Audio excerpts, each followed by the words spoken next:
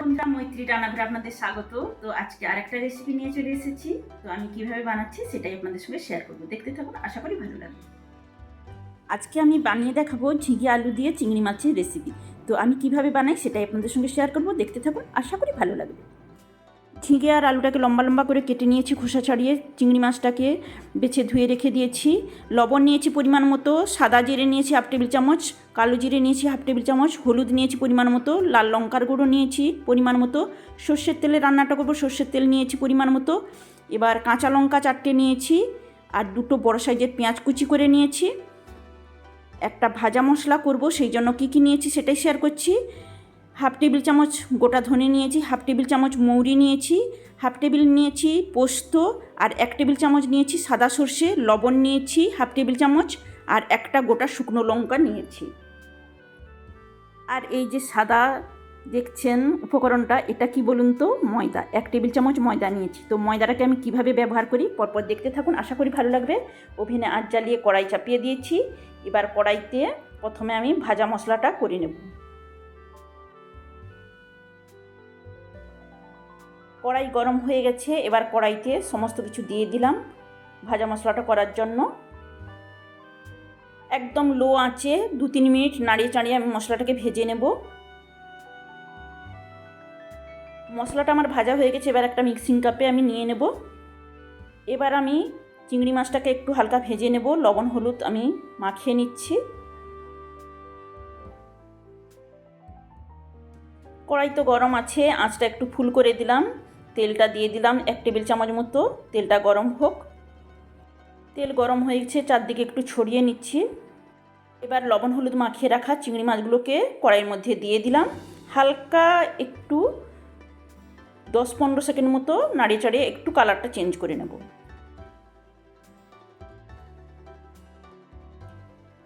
দেখুন চিংড়ি মাছগুলোর কালার পরিবর্তন হয়ে গেছে।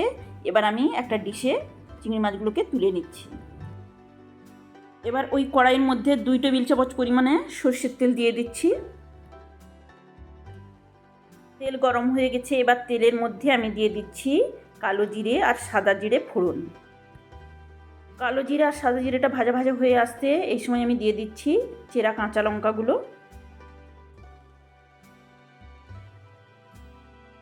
এবার খুন্তি দিয়ে একটু নাড়িয়ে চাড়িয়ে নিয়ে দিয়ে দিলাম কুচি করে রাখা পেঁয়াজগুলো। পেঁয়াজটাকে একটু খালি ভেজে নেব, 1 মিনিট মতো নাড়িয়ে চাড়িয়ে, বেশি যেন না মজে, হালকা একটু হাফ ভাজা হয়ে যাবে। পেঁয়াজটা ভেজে নেওয়ার পর দিয়ে দিচ্ছি কেটে রাখা আলুগুলো।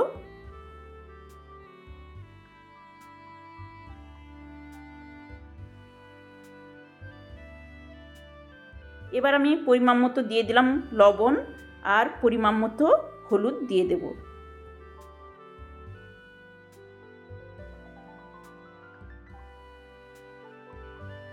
খুন্তি দিয়ে হলুদ আর লবণটাকে ভালোভাবে সমস্ত কিছুর সঙ্গে মিশিয়ে নেব।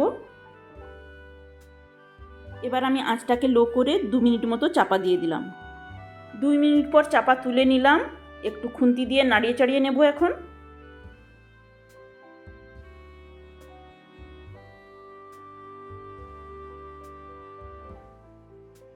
কিছুক্ষণ নাড়িয়ে চাড়িয়ে নেওয়ার পর এবার দিয়ে দিচ্ছি লাল লঙ্কার গুঁড়োটা।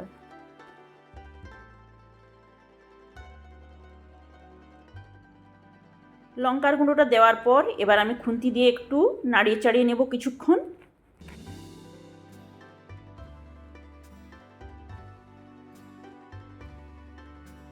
এবার কড়াইয়ের মধ্যে দিয়ে দিচ্ছি কেটে রাখা ঝিঙেগুলো।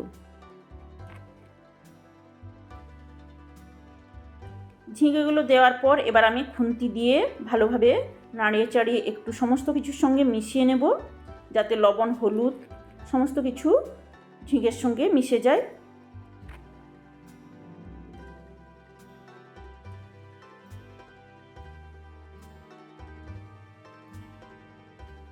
এবার মিডিয়াম আঁচে 2 মিনিট মতো আমি চাপা দিয়ে দিচ্ছি। 2 মিনিট পর চাপাটা তুলে নিলাম। দেখুন ঝিঙে থেকে জল বেরাচ্ছে। এখন আমি খুন্তি দিয়ে একটু নাড়িয়ে চাড়িয়ে নেব।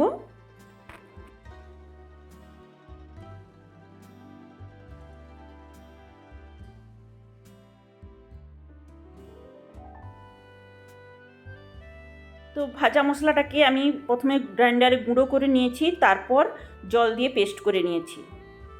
এই ভাজা মশলার পেস্টটা আমি এবার দিয়ে দিচ্ছি। তো মশলাটাকে খুন্তি দিয়ে নাড়িয়ে চাড়িয়ে সমস্ত কিছুর সঙ্গে ভালোভাবে মিশিয়ে নেব কিছুক্ষণ, 2 মিনিট মতো। খুন্তি দিয়ে নাড়তে নাড়তে দেখুন জল বেরাচ্ছে ঝিঙে থেকে। এবার আমি পরিমাণ মতো জল দিয়ে দেব। এবার আমি মিক্সিং কাপ ধোয়া জলটা দিয়ে দিচ্ছি। তো জলটা আমি 2 বাটি পরিমাপে দেব।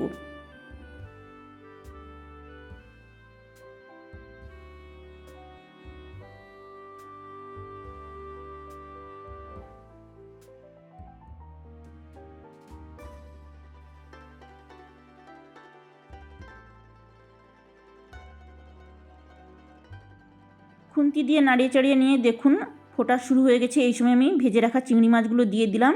তো চিংড়ি মাছগুলো দেওয়ার পর আঁচটাকে আমি মিডিয়াম করে দেব।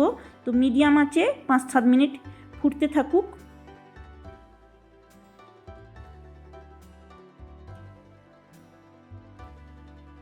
ওদিকে তো ফুটছে। এবার একটা স্পেশাল মশলা আমি দিচ্ছি। তো এই যে ময়দাটাকে একটু জলে ব্যাটার বানিয়ে নেব। ময়দাটাকে জল দিয়ে কি সুন্দর একটা ব্যাটার বানিয়ে নিয়েছি। তো এই ব্যাটারটাকে আমি কীভাবে ইউজ করছি সেটাই দেখতে থাকুন। ময়দার ব্যাটারটাকে ঝিঙে, চিংড়ি মাছ, আলুর রান্নার মধ্যে আমি দিয়ে দিলাম। তো এতে তরকারির ঘনত্বটাও বাড়াবে, আর কী হবে বলুন তো, দারুণ একটা টেস্ট লাগবে। তো ভীষণ টেস্টি হয় এইভাবে ময়দাটা দিলে। যারা কোনো দিন এভাবে বানাননি, বানিয়ে দেখবেন, আশা করি ভালো লাগবে। তো এইভাবে আরও হালকা আঁচে 2 মিনিট মতো ফুটতে থাকুক।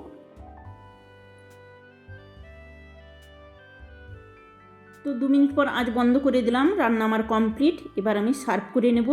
তো কেমন লাগলো আমার রেসিপিটা আপনারা কমেন্টের মাধ্যমে জানাবেন। যদি ভালো লেগে থাকে লাইক, শেয়ার, কমেন্ট করবেন। আর নতুন বন্ধু হলে আমার চ্যানেলটিকে ভিজিট করে আমার পাশে থাকবেন। তো দেখুন কত সুন্দর লাগছে দেখতে, খেতেও দারুণ টেস্টি হয়। যারা কোনো দিন বানাননি এইভাবে বানিয়ে তারপর কমেন্ট করে জানাবেন কেমন লাগলো। গরম গরম ভাতের সঙ্গে দারুণ লাগে খেতে।